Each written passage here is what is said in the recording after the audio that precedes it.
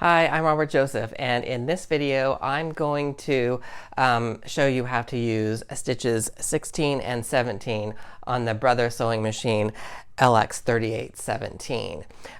Now, previously in the straight stitching, basically we just sampled all of the stitches here on the dial, and we just used 16 and 17 on a flat piece of fabric. Now, for these particular stitches, I'm thinking they're really more for decorative purposes, and as I mentioned before, I was thinking they would be great for quilting. So what I have done, I have prepared small little quilt blocks, just a couple of 4-patch quilt blocks with the muslin, and then I found this gray which will actually show the stitching up a lot better. And what I've done is that is the top layer, and then I have a layer of batting, and then I have another piece of fabric. I chose white for the backing, so we'll be able to see what it looks like on the back. And each one of these, this one will be 16 and this other will be 17. So now 16 they're calling a double action stitch, and 17 they're calling a bridging stitch. I'm assuming you could just butt two pieces of fabric up together and then stitch across them. I'm not going to do that because I think that's impractical, because it would probably pull out, and you would also need some sort of backing underneath to at least tear away or wash away while you're doing the stitching. So basically, I'm just going to show you the top stitching ideas and how that looks in a quilted fabric. Okay, so this will probably be a fairly short video, probably the shortest of this series. Okay, so let's get straight to it. Okay, so before I begin, I just wanted to give you a closer look of what I've got here. And this is probably about 6.5 or 6.5 by 6.5. It's just a small little, as if it were a little pot holder. Anyway, I've got the 4-patch, and I just have alternating colors just because I thought that would show a little bit better what I'm going for. So I've safety pinned it here in a couple of spots, and that's so nothing on the inside here moves around. So again, I have the top layer that I've just stitched these squares together, and then this here is the batting. This is I think it's 80 cotton, 20 poly. So there is other batting that you can get that actually helps keep the heat in for pot holders.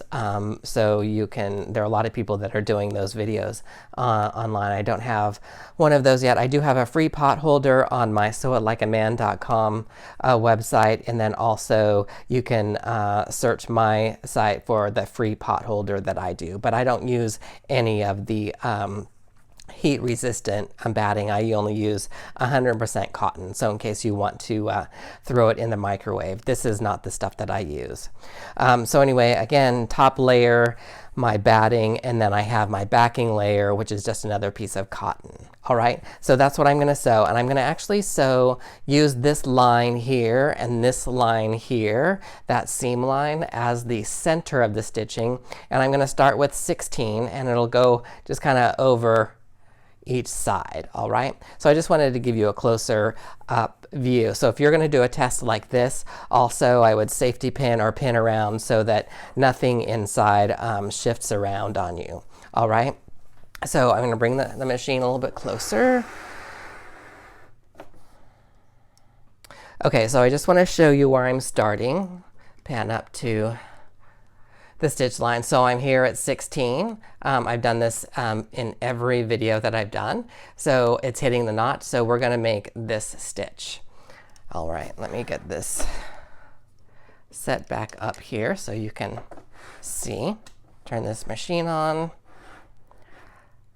All right, I think that's about good. Make sure we're focused. All right, so I've got my mini pot holder, and I'm going to line it up here with this notch here in the foot. Okay, and that's probably good. Now I'm actually pushing it a little back. I am going to do a back stitch. We'll see how that works, but I'm not starting right here at the edge. Again, I'm pushing it a little bit past that because I want to make sure that it catches the fabric. All right, everything is set. I'm going to put the needle down and then the foot down, and then I'll stitch, and then I'm going to back stitch. And I just have to find my foot pedal. Okay, here goes.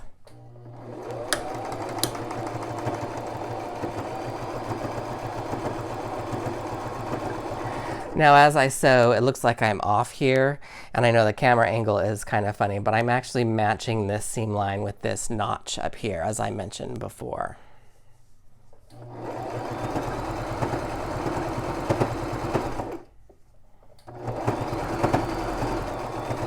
I'm just kind of testing out the speed of sewing. You see me going faster and then slowing. I'm just testing out that speed. I'm going to backstitch here just to see what the machine's reaction is. I'm going to bring this up here, and then I can pull this out. So that's what our first stitching looks like. And then I'm going to actually do the other side. Now, I should also mention, if there are quilters out there watching this, your batting and your backing would actually be much larger than your top quilt, just in case things do like stretch out or move around. So I know that much. Okay, so get this back in here. I'm going to put the needle down. Stitch. Let's go real fast. This is the pedal all the way down.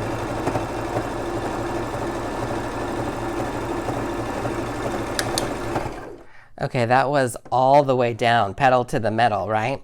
So, and the nice thing about this, one of the things about this machine, which I'll also mention in my roundup at the end, is that it's a fairly decently weighted machine. So if you have a really sturdy table that it sits on, it doesn't do a lot of wobbling, which is, I think, a great feature of such an inexpensive machine. Okay, so we are now done with stitch 16. I think that came out really well. It's not such a bad design. So especially if you had like a variegated thread. So I think this is a nice stitch, especially if you're doing some simple little quilting ideas for like pot holders.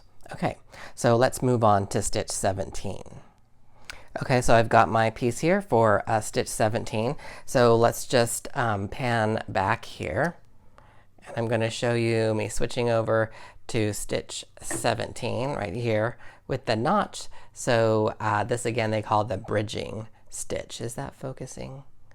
There we go, the bridging stitch. So let's get this set back up here to the machine and focus on that foot. Okay, so I'm already just like I did before.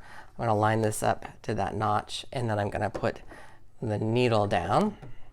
And I'm also going to backstitch with this one and see how that works. The other one was okay. But if this were actually a real quilt, you wouldn't need to. A real quilt, I know I speed up and drop my words at the end. You wouldn't really need to backstitch because you're going to be putting a binding on this around the edge. In any case, let's get started.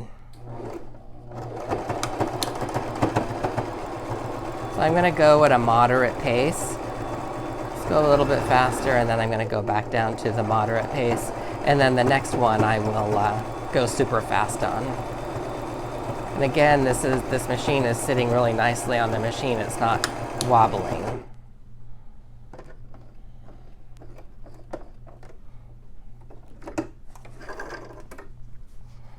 All right, so there our bridging stitch, and I'm going to pull this up closer so you can kind of see what's going on. So see here, as I get going, was lining it up with that center notch, but as we come here, I may have gotten better into the center where the straight stitches, well, they're kind of straight stitches that kind of go across here, actually just get buried into that seam, and then you just have these little points or zigzags on the side. So that's actually kind of nice. So if you can actually get those stitches right down there in the ditch, it may be a really nice detail. See, they're kind of coming up here on the edge.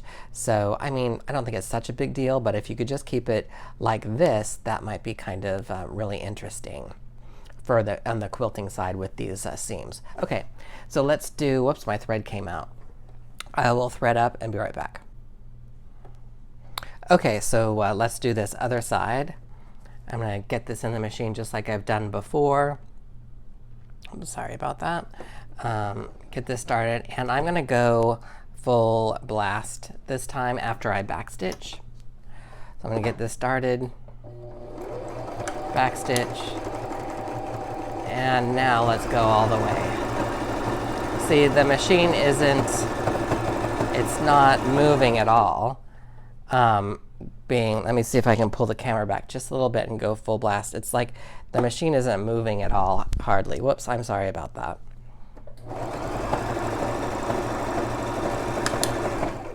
Okay, the machine is not like moving up, bouncing up and down full blast, which is really nice. Of course, you need to have a sturdy table.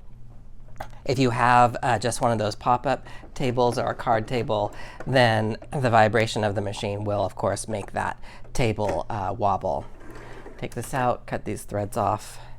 And so there is our number 17 bridging stitch. All right. Now I don't have my snips to trim these off, so I'm going to grab my snips and trim these real quick. Okay, so I've trimmed up my threads. I'm going to push the machine back here so we can have a look at these two side by side. And so this here, let me make sure that's focused. So again, this here was the number 16. This is what they call a double action stitch. I'm not sure what the double action is, but it's this kind of zigzag with that one stitch going across. And I think that would make a nice top stitching for like a pot holder, as well would this be. Now, if you had a larger quilt and you could figure out how to make sure that that one stitch gets into that ditch right there, I think that's kind of interesting. But I mean, if you're not looking really close at it, you can't really tell.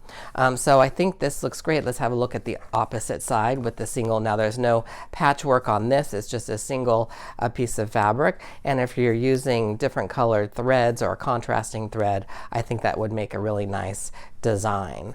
Okay, so there you have it, your number 16 and 17 stitches. Okay, so there are the 16 and 17 stitches on this machine, what I would consider more of top stitching or decorative stitches. And I've got them here. I've already got them in my notebook pages. I've taped them on here onto the cardstock, and I've labeled them what they are. And of course, I've got the name of the machine here too. So that's a good idea for you to do. So if you are watching this and you actually have other uses for these stitches, please put it down in the comments and link to your YouTube channel to show us more functionality with these stitches. So with this video, I do want to say that this comes to the end of the actual testing out all of the stitches on the Brother Sewing Machine LX3817. Now we've done all of them on a flat piece of fabric, and then I actually used them functionally for you to get a really good idea of how great this sewing machine is, especially for it being under $100. I mean, I'm seeing it now as of August 2022 for $85, and I believe you can actually just go pick it up off the shelf at a Walmart. So check that out. So right now, as of August 2022, it's being sold for $85. A great machine. So now what comes is actually more practical use. I'm going to actually sew an entire garment with this machine just using the stitches that are available on this machine. So I'm going to do a shirt like this. The collar may be a little bit different, but now I'm not going to teach you how to sew this shirt. I'm basically just going to be showing you that I'm using this machine to sew the shirt. And then once I'm done with that, I will actually have a roundup of my notebook that I've created of all of the stitches, and then of course the finished garment that I make. So I just again want to say that if I haven't said it enough throughout all of these playlists, I don't get paid by Brother. I'm not associated with Brother. I don't get paid by any of the things or places or websites that I've mentioned here. I'm doing this all for free for you up here on YouTube. I don't get paid any extra for doing this. It's just the only time I get paid is actually if you buy one of my sewItlikeaman.com patterns or one of my Leslie Ann patterns. I do make a little bit from the YouTube advertising, but it's so little, I don't get a check maybe every 3 or 4 months. So just FYI on that. So if you enjoy my sewing tutorials and videos, especially if you're learning to sew, hit the subscribe button. I plan to do more sewing tutorials here and of course releasing more patterns. If you hit the notification bell, you'll be notified every time I list a new video. So I'm very grateful for your patronage and for watching this video. And as I end all of my videos, I wish you all to be very well.